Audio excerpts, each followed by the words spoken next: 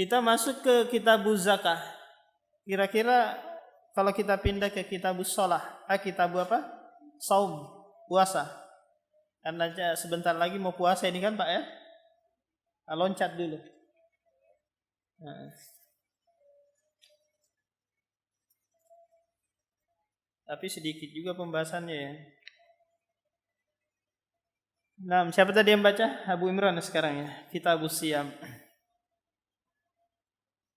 Nanti setelah ini pindah ke kitabuz zakat lagi kalau selesai. Kitabuz Siyam. Aslu fihi qauluhu ta'ala ya ayyuhalladzina amanu kutiba 'alaikumus siyam kama kutiba 'alal ladzina min qablikum. Jadi siam secara bahasa Pak adalah imsak, yaitu menahan. Secara istilahan siam ini adalah imsak anil mufattirat min tulu'i al-fajr ila gurubiha. Menahan diri dari pembatal-pembatal. Dari mulai munculnya fajar shadiq atau masuknya waktu sholat subuh hingga terbenamnya matahari atau masuknya waktu maghrib. Ini adalah puasa, menahan diri. Dan puasa ini pensyariatannya itu sudah ada sejak sebelum diutusnya Nabi Muhammad. Jadi umat-umat dahulu itu sudah berpuasa. Tapi tata cara kaifiat puasanya ini berbeda dengan tata cara yang ada. Sama-sama puasa, sama-sama namanya puasa, tapi prakteknya yang berbeda. Oleh karena itu Allah berfirman, ya ayyuhalladzina amanu kutiba alaikumus siyam kama kutiba alal ladzina min qablikum. Wahai orang-orang yang beriman, coba perhatikan Pak, setiap ada kata ya ayyuhalladzina amanu dalam Al-Qur'an itu Pak, pasti setelahnya itu ada perintah atau ada larangan. Coba, kalau Bapak baca ya ayyuhalladzina amanu, pasti setelahnya itu ada perintah dan ada larangan. Dua hal ini saja. Kenapa demikian? Karena orang yang bisa menjalankan perintah Pak dan menjauhi larangan hanya orang beriman saja. Ini yang bisa istiqomah. Ya rosisae paling dia kerjakan sekali, setelah itu dia salah ini, dia tinggalkan. Orang yang berimanlah yang bisa istiqomah.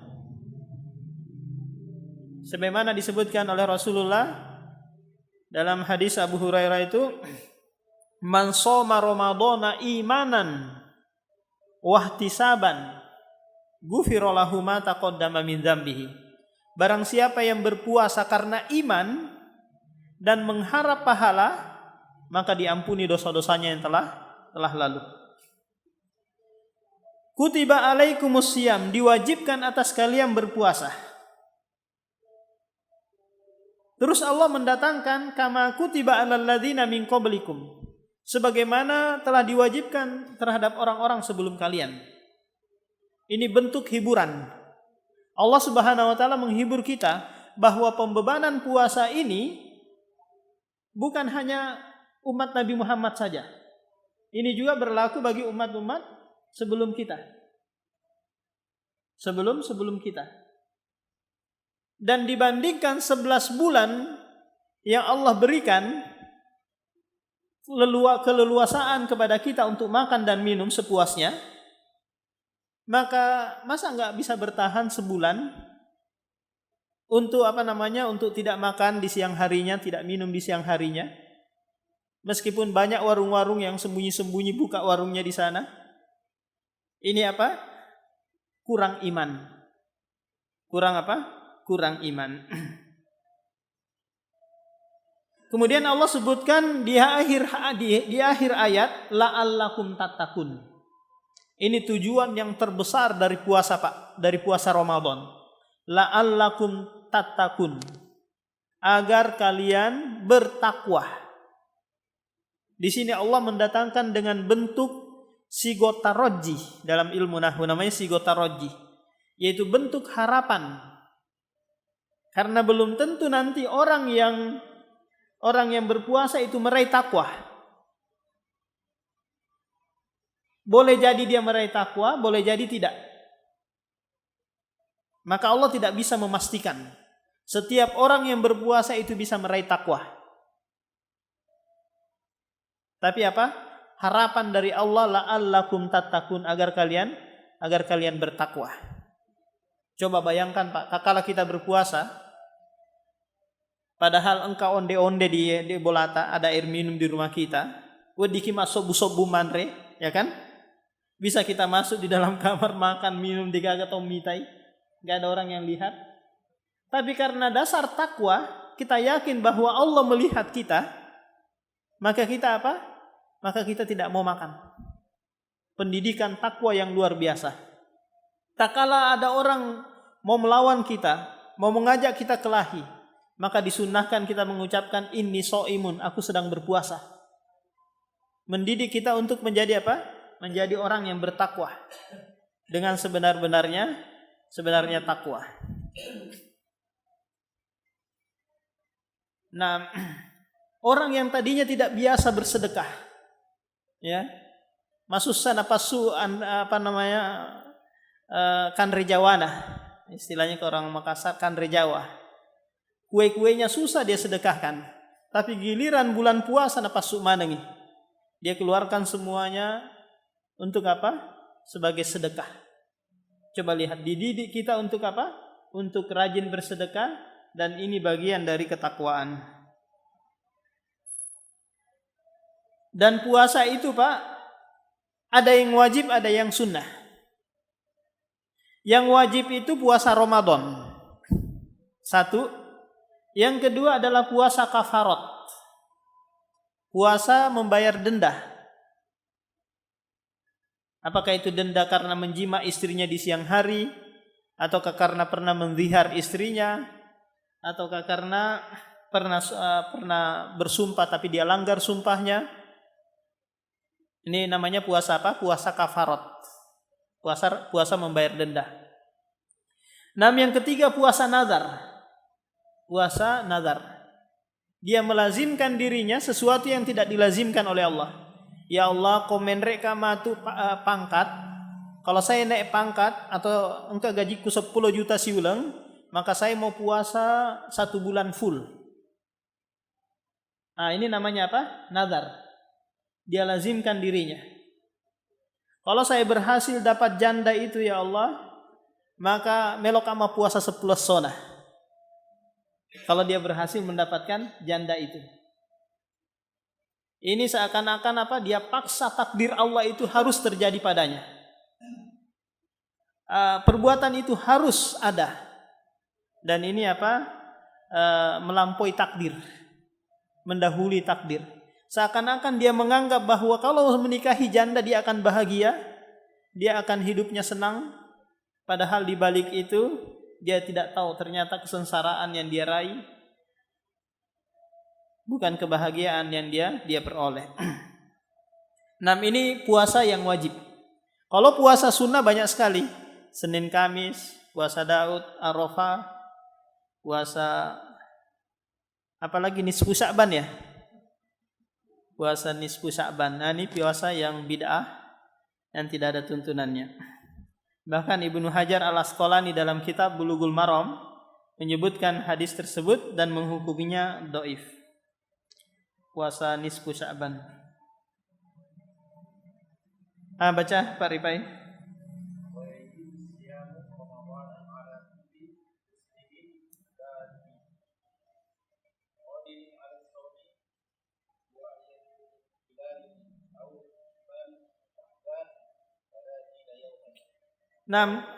Kewajiban berpuasa itu bagi orang muslim atau muslimah.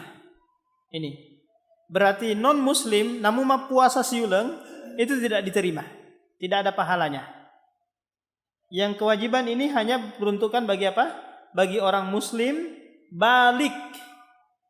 Dia sudah balik. Anak-anak itu yang belum balik, pongkanata belum balik, tandanya laki-laki kalau balik apa Pak? Mimpi basah atau muncul bulu di sekitar kemaluannya. Kalau perempuan gampang sekali tanda baliknya dengan apa? Dengan haid. Nah, kalau anak kita sudah balik, maka diwajibkan berpuasa. Kalau belum balik, maka dididik untuk berpuasa. Diajak untuk sahur, nak ayo sahur. Komatu malupui, kalau dia lapar nanti, contohnya dia lapar di jam 10. Arenan kasih makan. Terus lanjut lagi puasanya. Jangan kita paksa, nak taruh dulu, tunggu dulu sampai jam 12 biar puasa setengah hari. Ini pendidikan yang salah. Pendidikan yang enggak benar, enggak ada puasa setengah hari. Koma lupui di jam 11, di jam 9 arenan kasih makan. Nanti baru dia lanjut lagi puasanya. Biar apa? Biar dia anggap puasa itu suatu hal yang menyenangkan. Bukan suatu hal yang menyengsarakan. Ini dalam bentuk apa? Tarbiyah atau pendidikan.